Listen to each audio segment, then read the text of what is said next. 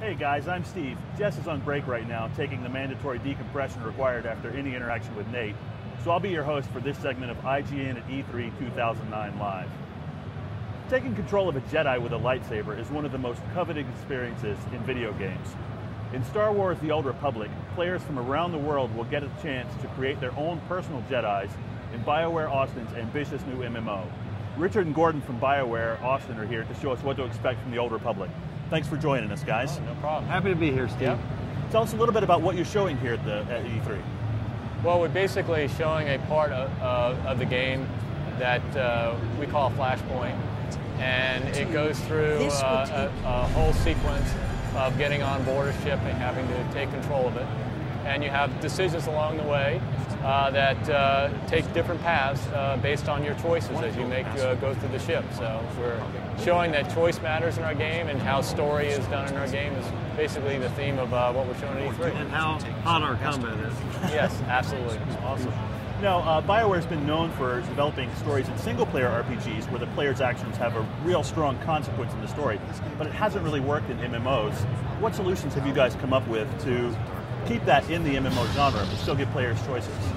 I think we're just trying to make sure that our story that goes through the game actually does matter to the player's advancement. So every class has their own class story. It's hundreds of hours of gameplay. So it's essentially the same content as actually more content than all the BioWare games done throughout all our history. So this is a huge game. Every class has its own story that's gigantic, and we're trying to make sure that it's going to be compelling and really high quality throughout the entire experience. And one of the good things about what we're trying to do is, in an MMO, we're trying to make sure that our dialogue has really good meaning. It's tight. So it's very tightly focused dialogue. It's not rambling on or anything like that. You really get compelled. It's very interactive with our characters. And, people will enjoy it. And I think it's the biggest challenge that we face is making sure that people, want to go through our quests in our game and want to go through the story.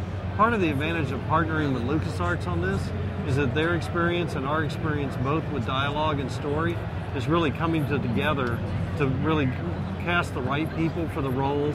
We have literally thousands of speaking roles, many hundreds of voice actors doing this work.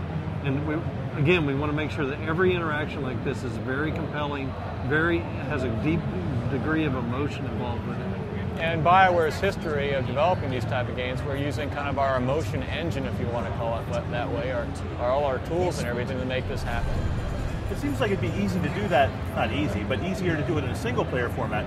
How do you handle it when you guys are in a group together? Who gets to make the decisions about where the story goes, and how can he make a decision in the game that doesn't break your experience?